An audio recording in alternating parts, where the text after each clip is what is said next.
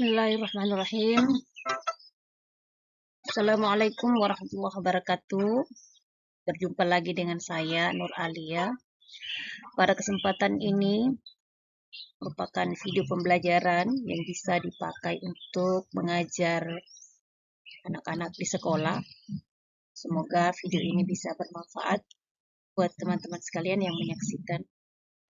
Video kali ini menegakkan mata pelajaran pendidikan agama Islam dan budi pekerti.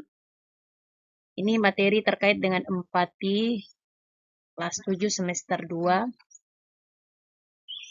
Kemudian video ini memakai metode saintifik yang meliputi mengamati, menanya, kemudian eksplorasi, asosiasi, komunikasi, dan juga penguatan. Nah, untuk kesempatan ini, kompetensi dasar yang akan dibahas pada materi empati yaitu memahami makna empati terhadap sesama sesuai kandungan Quran surah An-Nisa surah yang keempat ayat 8 dan hadis yang terakhir. Adapun tujuan pembelajarannya, jadi setelah pembelajaran siswa dapat jelaskan pengertian empati, pentingnya empati dalam kehidupan sehari-hari, kemudian membaca dan mengartikan dalil nakli tentang empati. Kemudian tujuan pembelajaran keempat adalah menjelaskan kiat bagaimana menumbuhkan empati dalam kehidupan sehari-hari. Nah, sebelum dimulai pembelajaran, maka kita akan membaca ayat Al-Quran yang terkait dengan empati. وَمَنْ أَحْسَنُ قَوْلًا مِّمَّنْ دَعَا إِلَى اللَّهِ وَعَمِلَ صَالِحًا وَقَالَ إِنَّنِي مِنَ الْمُسْلِمِينَ. Ya, itu adalah ayat yang terkait dengan empati dan juga ada artinya. Artinya adalah siapakah yang lebih baik perkataannya daripada orang yang menyeru kepada Allah dan mengerjakan kebaikan dengan berkata, sungguh aku termasuk orang-orang muslim yang berserah diri. Ini terdapat pada Quran surah Fussilat. Nah, kegiatan yang pertama untuk materi saintifik, metode saintifik yaitu mengamati. Nah, kita akan mengarahkan anak-anak untuk merenungkan atau mengamati gambar yang akan kita berikan. Ini terkait dengan empati. Kita berikan tayangan gambar terkait dengan bencana alam. Kemudian setelah itu kita akan memberikan tugas.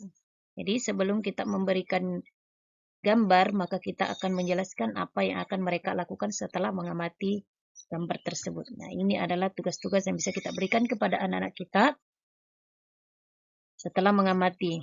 Seperti nanti karena kita akan memberikan tayangan gambar dan juga tayangan teks. Jadi kegiatan yang bisa diberikan ini adalah beberapa. Itu tugas proyek adalah berkreasi tentang empati sesuai kemampuannya masing-masing yang ketentuan berikut.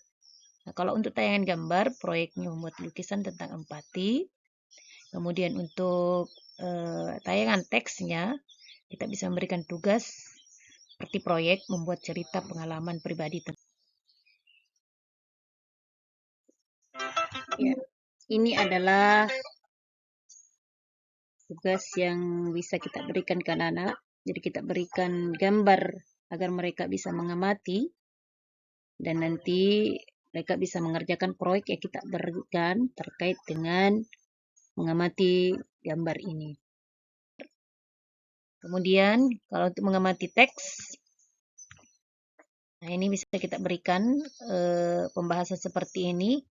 Kemudian mereka akan membacanya, mengamatinya, kemudian setelah itu mereka akan mengerjakan tugas yang telah kita paparkan sebelum memberikan teks tersebut. Nah, setelah itu metode selanjutnya yaitu memberikan kesempatan kepada anak kita untuk bertanya. Jadi setelah mereka mengamati gambar, kalau ada video boleh, kemudian teks, kita pertanyakan kepada mereka apakah ada yang. Kegiatan selanjutnya itu eksplorasi. Anak-anak kita arahkan untuk membentuk kelompok dengan tugas mengerjakan proyek. Yang pertama membuat lukisan yang terkait dengan tayangan gambar serta teks yang telah kita berikan terlebih dahulu. Kemudian membuat cerpen pengalaman hidup tentang empati tersebut dengan berdiskusi bersama dengan teman sekelompoknya. Kemudian kita akan memberikan penguatan kepada mereka bahwa ayo tunjukkan siapa kelompok yang terbaik dalam mengerjakan proyek tersebut. Kegiatan selanjutnya setelah eksplorasi yaitu asosiasi. Anak-anak akan diberikan kesempatan untuk mendiskusikan hasil dari diskusi pada saat pertama mereka membuat kelompok, di mana mereka akan bersama-sama dengan teman kelompoknya mengumpulkan hasil yang mereka peroleh, baik itu lukisan, kemudian cerita pengalaman dari tugas yang telah diberikan pada saat eksplorasi tersebut. Nah, kegiatan selanjutnya adalah mereka akan mengkomunikasikan hasil diskusi mereka di kelompok tadi. Jadi mereka akan mempresentasikan hasil proyek yang sudah jadi dari kelompok mereka masing-masing di depan kelas. Kemudian kelompok yang lain menanggapi ataukah memberikan pendapat atau mengkritik serta memberikan saran terhadap presentase dari kelompok yang telah mempresentasikan hasil diskusi mereka masing-masing. Kegiatan terakhir dari metode saintifik yaitu membuat kesimpulan.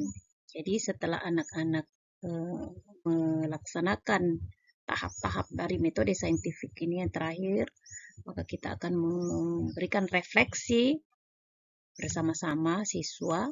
Jadi mereka akan membuat kesimpulan dari hasil diskusi mereka secara bersama-sama. Kemudian kita juga bisa mempertemukan persamaan pemahaman antara guru dan juga siswa sama-sama sehingga dapat memberikan refleksi secara bersama-sama. Kemudian setelah itu kita bisa memberikan penguatan materi yang terkait dengan pengertian empati, kemudian terkait dengan pentingnya empati sesuai dengan tujuan pembelajaran yang telah kita paparkan tadi. Kemudian bagaimana menanamkan empati dalam kehidupan bisa kita berikan di ayat dari pembelajaran sebagai penguatan materi. Kemudian kita ulang kembali dalil terkait dengan empati. Dalil nakli, baik itu ayat Al-Quran maupun hadis yang berkaitan dengan empati. Nah, selanjutnya masih penguatan materi. Nah, kita akan memberikan bagaimana cara kiat menumbuhkan empati dalam kehidupan sehari-hari. Kita bisa berikan dalam penguatan materi agar anak-anak lebih memahami lagi apa yang berkaitan dengan empati. Kemudian yang terakhir yaitu evaluasi. Setiap pembelajaran, di akhir dari pembelajaran maka kita harus memberikan evaluasi. Supaya kita bisa mengetahui apakah pembelajaran itu berhasil ataukah tidak. Nah, di sini saya mengetengahkan 4 evaluasi tentunya berdasarkan pada materi atau tujuan pembelajaran yang telah kita berikan kepada anak-anak kita.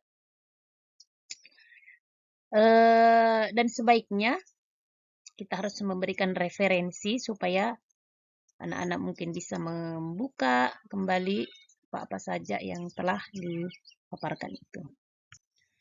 Saya rasa cukup sekian dan sampai jumpa kembali di lain kesempatan dengan video yang lain. Terima kasih. Manusia mulia karena takwa dan karya. Wassalamualaikum warahmatullahi wabarakatuh.